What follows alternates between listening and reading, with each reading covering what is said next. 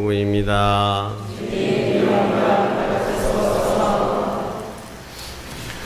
예수님께서 어떤 곳에서 기도하고 계셨다. 그분께서 기도를 마치시자 제자들 가운데 어떤 사람이 주님, 요한이 자기 제자들에게 가르쳐 준 것처럼 저희에게도 기도하는 것을 가르쳐 주십시오 하고 말하였다. 예수님께서 그들에게 이르셨다. 너희는 기도할 때 이렇게 하여라. 아버지의 이름을 거룩히 드러내시며 아버지의 나라가 오게 하소서.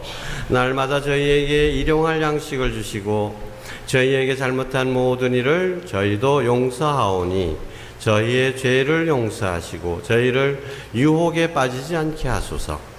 예수님께서 다시 그들에게 이르셨다. 너희 가운데 누가 벗이 있는데 한밤중에 그 벗을 찾아가 이렇게 말하였다고 하자. 여보게 빵 3개만 구워주게. 내 벗이 길을 가다가 나에게 들렀는데 내놓을 것이 없네. 그러면 그 사람이 안에서 나를 괴롭히지 말게. 벌써 문을 닫아 걸고 아이들과 함께 잠자리에 들었네. 그러니 지금 일어나서 건네줄 수가 없네 하고 대답할 것이다. 내가 너에게 말한다. 그 사람이 벗이라는 이유 때문에 일어나서 빵을 주지는 않는다 하더라도 그가 줄곧 졸라들면 마침내 일어나서 그에게 필요한 만큼 다 줄 것이다. 내가 너희에게 말한다. 청하여라 너희에게 주실 것이다. 찾아라 너희가 얻을 것이다. 문을 두드려라 너희에게 열릴 것이다. 누구든지 청하는 이는 받고 찾는 이는 얻고 문을 두드리는 이에게는 열릴 것이다. 너희 가운데 어느 아버지가 아들이 생선을 청하는데 생선 대신에 뱀을 주겠느냐? 달걀을 청하는데 전갈을 주겠느냐? 너희가 악해도 자녀들에게는 좋은 것을 줄 줄 알거든. 하늘에 계신 아버지께서야 당신께 청하는 이들에게 성령을 얼마나 더 잘 주시겠느냐. 주님의 말씀입니다. 그리스도님 참여합니다. 앉으십시오. 참 예수님. 예, 오늘은 예수님께서 기도에 대해서 가르침을 주십니다. 기도는 우리 그리스도교 신앙생활에 있어서 마치 우리 육체적인 삶에서 숨 쉬는 것이 가장 중요한 것처럼 기도가 가장 중요한 핵심이기 때문에 기도에 관한 많은 가르침이 나옵니다. 예수님께서 기도에 대해서 여러 가지로 또 가르침을 주셨는데 오늘 다른 부분을 한번 생각해 봤으면 좋겠습니다. 예수님께서 기도에 대해서 가르쳐 주신 것을 루카복음사가는 이렇게 얘기합니다. 예수님께서 어떤 곳에서 기도하고 계셨는데 예수님께서 기도를 마치시자 제자들이 예수님께 우리도 요한의 제자들처럼 기도할 수 있게 기도하는 법을 가르쳐 주십시오 하고 청했다는 것입니다. 유대인들은 특별히 예수님의 제자들은 기도하지 않았던가요? 아닙니다. 그들은 철저하게 유대교 율법에 따라서 아침, 점심, 저녁 하루에 몇 번씩 꼬박꼬박 기도를 했습니다. 그런데 왜 기도하는 법을 가르쳐 달라고 했을까요? 예수님의 기도는 그들의 보기에도 달랐던 겁니다. 자기들이 기도하고 난 다음과 예수님이 기도하고 나섰을 때의 모습이 영 달랐던 것이죠. 예수님의 기도는 뭔가 다른 게 있다라고 하는 것을 느꼈기 때문에 예수님 저희에게도 당신처럼 기도할 수 있는 법을 좀 가르쳐 주십시오. 어떻게 달랐을까 상상해 볼 뿐이죠. 예수님께서 기도하셨을 때 아마 제 상상으로는 이 타볼산에서 영광을 보여주셨던 것처럼 그 얼굴이 태양처럼 빛나고 의복은 눈같이 희었다고 했잖아요. 아마 그 정도로 명백하진 않았지만 예수님의 얼굴에 빛이 달랐을 겁니다. 기도하고 난 다음, 기도하기 전의 모습과 기도하고 난 다음에 얼굴 표정이 다르죠. 여러분들도 마찬가지입니다. 기도하기 전에 찌든 얼굴, 기도하고 난 다음에 기도 중에 하느님을 만나고 마음의 평화를 찾고 인생의 방향을 제대로 찾으신 분들, 당연히 모습이 달라질 수밖에 없습니다. 기도에 전념하시는 우리 수녀님들의 얼굴하고 맨날 저기 시장에서 500원이라도 더 깎아볼까, 더 많이 받아볼까 해가지고 그것에 신경 쓰는 얼굴이 같을 수가 없습니다. 근데 어쨌든 예수님의 모습은 우리가 하는 기도와는 다르다는 것을 분명히 보여주는 거예요. 뭔가 다를까? 뭐가 다른가? 그들은 예수님의 기도를 배우고 싶었습니다. 그래서 예수님께 청했고 예수님께서는 거기에 맞춰서 가르쳐 주신 것이 기도의 원형이라고 할 수 있는 뭐죠? 바로 주님의 기도인 것입니다. 주님의 기도에 대해서는 여러 가지로 이제 이야기를 들으셨기 때문에 오늘 기도에 대해서 가장 기본적인 건 몇 가지만 좀 체크를 좀 하고 싶습니다. 기도는 아까 호흡처럼 중요하다고 그랬습니다. 기도하지 않는 사람은 숨 쉬지 않는 사람처럼 죽은 신앙인이다라고 말을 합니다. 또 어떤 사람은 기도를 이 콘서트에다가 비유를 합니다. 라디오가 있죠. 아무리 좋은 라디오가 있다 할지라도, 아무리 좋은 컴퓨터가 있다 할지라도 어떻게 해야 돼요? 전원을 꽂지 않으면, 전원을 연결하지 않으면 성능을 발휘할 수가 없습니다. 예, 전능하신 하느님, 콘서트를 하느님께 코드를 꽂아가지고 하느님의 능력으로 우리가 일을 할 수 있도록 할 수 있는 것이 바로 기도라고 하는 얘기입니다. 또 어떤 사람은 자동차의 휘발유에 비유하기도 합니다.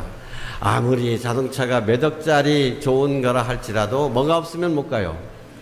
기름이 없으면 못 가는 겁니다.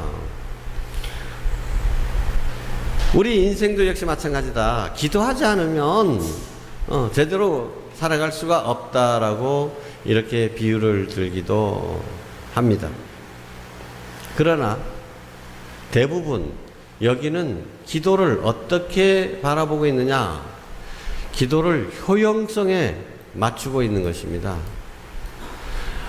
내가 얼마만큼 기도를 하면, 내가 어떤 식으로 기도를 하면 내가 원하는 것을 얻을 수 있을까? 이런 사고방식에 초점이 맞춰져 있는 것이죠. 심하게 얘기하자면 하느님을 자판기에 비유하고 있는 것입니다. 돈 넣으면 500원을 넣으면 500원짜리가 나오는 거예요. 1000원을 넣으면 1000원짜리가 나오고,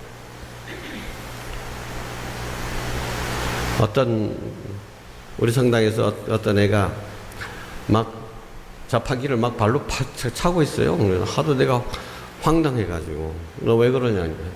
넣었는데 안 나온다는 거야. 그냥 내가 할 말이 없잖아요. 주인으로서.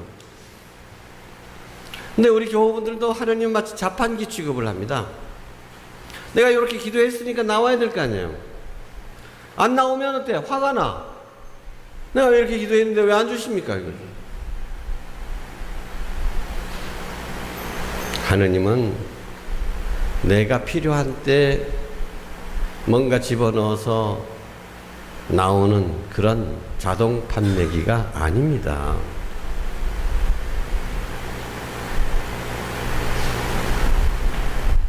예수님께서는 바로 그 점을 가르쳐 주고 싶은 것입니다. 자동 판매기 취급하지 마라. 너가 필요할 때마다 와가지고 요거 필요합니다 주세요. 그리고 가만히 있다가 요것도 필요합니다 주세요. 기도에서 가장 중요한 것은 관계입니다. 내가 누구한테 기도하느냐, 누구와 기도하느냐. 당연히 하느님이라고 하죠.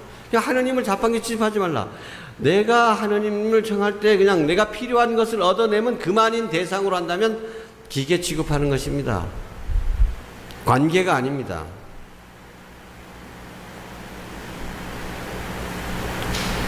내가 누구와 기도하는가? 하느님이다. 하느님은 어떤 분이냐? 하느님은 바로 나를 사랑하시는 전능하신 아빠, 아버지시다.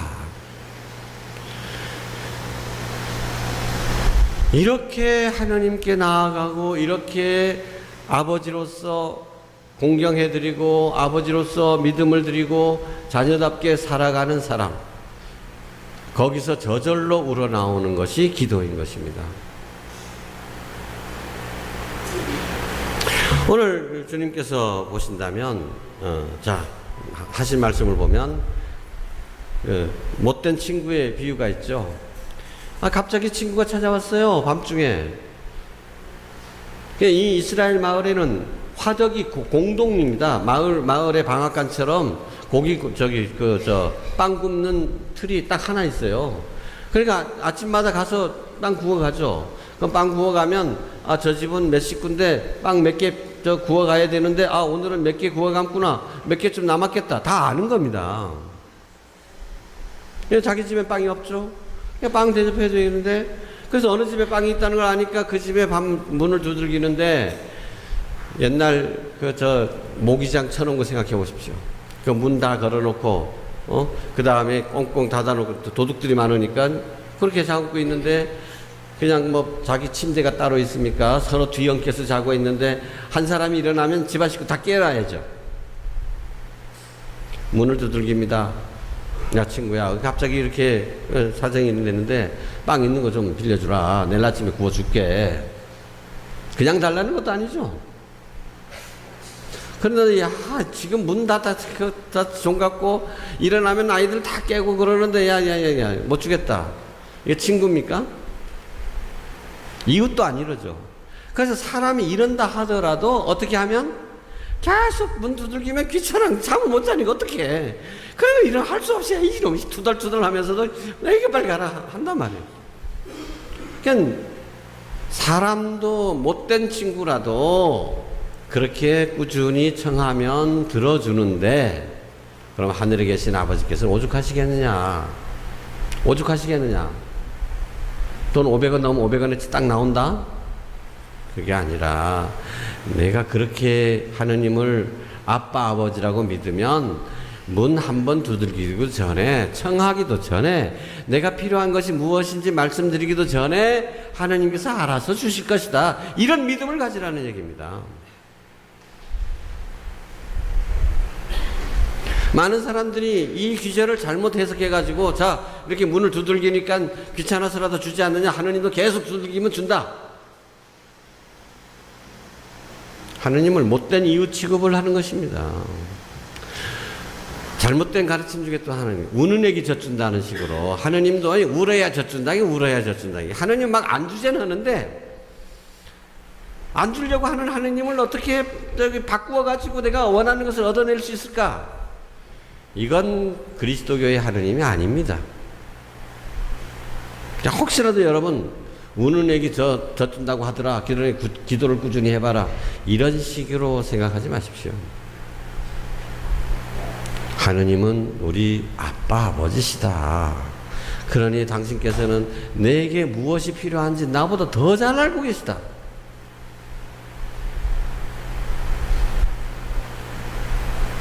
그래서 그러니까 청하면, 그것이 나에게 필요한 것이라면 안 주실 이유가 없지 않느냐. 아무리 못된 아버지라도, 아버지 나 생선이 먹고 고기가 먹고 싶어요 그러는데 뱀을 줄 아비가 어디 있으며, 달걀이 먹고 싶다는데 전갈을 줄 아비가 어디 있느냐. 이게 달걀하고 물고기하고 뱀은 좀 비슷하죠. 장어가 생각해 보시면 돼요. 그 다음에 또 전갈은 이게 뭉쳐 있으면 꼭 계란처럼 보인답니다, 이게. 그래서 그렇다고 해서 그렇게 줄 아비가 어디 있느냐?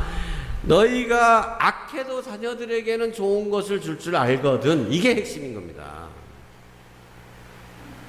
악한 아버지도 자녀에게는 좋은 것을 줄 줄 알지 않느냐. 그러니 하늘에 계신 아버지께서는 오죽하시겠느냐. 이게 중요한 겁니다. 하느님께서는 나에게 필요한 것이 무엇인지를 더 잘 알고 계시다. 그러니 아버지께, 여러분 아버지 잘 모르시는 모양인데 이거 내일까지 이거 나한테 이거 안 해주면 나 큰일 나마시, 정보를 제공해 줄 필요가 없다. 나보다 더 잘 알고 계시다.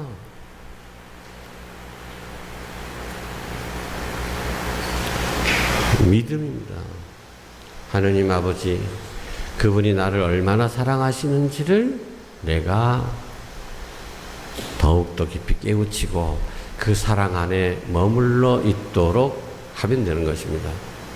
그래서 하느님이 내 말 안 들어주네. 이것은 마치 아이스 깨끼만 자꾸 먹으려고 그래가지고 배탈 날 것을 염려하시는 어머니가 안 돼. 아이스크림 너 먹지 마. 그만 먹어. 이렇게 얘기하는데 이 더운 때 아이스크림 안 준다고 징징대고 짜증 부리는 못된 애나 마찬가지라는 거죠. 어머니의 사랑과 어머니의 지혜를 알고 있다면 그것이 아이스크림 더 이상 먹지 말라 하면 그게 나한테 좋은 거로구나 라고 생각하고 예 알았습니다 하잖아요. 먹지 말라는 것이 나를 위해서 더 좋은 거잖아요. 그러니 하느님께서 내가 원하는 대로 주시든 안 주시든 줬다고 해서 아이고 하느님 찬미 할렐루야, 안 줬다고 해서 에이 기도해봐야 소용없네, 이런 얄팍한 마음이 아니라 하느님께서는 내 아빠 아버지시다. 어련히 알아서 나에게 좋은 것을 주시지 않겠느냐. 나는 이게 좋다고 생각해서 이걸 정했는데 하느님께서 다른 걸 주셔. 그게 더 좋은 거니까 나한테 주시겠지. 아이고 감사합니다. 지금 안 주셔. 지금 나한테 필요하지 않구나. 이런 신뢰의 관계에서 나오는 것이 참된 기도라는 것이죠. 이런 마음으로 기도하는 사람에게는 구하는 사람은 받을 수밖에 없는 것이고 청하는 사람은 얻을 수밖에 없는 것이고 두드리게 되면 당연히 열리게 되는 것입니다. 내가 구해도 받지 못하고 청해도 얻지 못하고 문을 두드려도 열리지 않는다고 생각한다면 그것은 두 가지 가능성밖에 없습니다. 하나는 내가 잘못 청했거나 아니면 뭐겠어요? 하느님을 자판기로 취급하고 있기 때문에 그런 것이죠.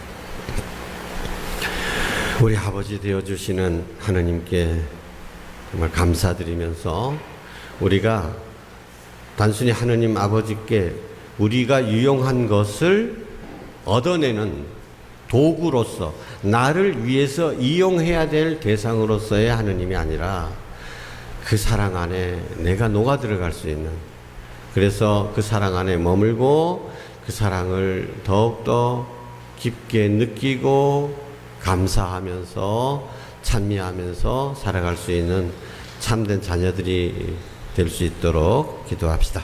아멘.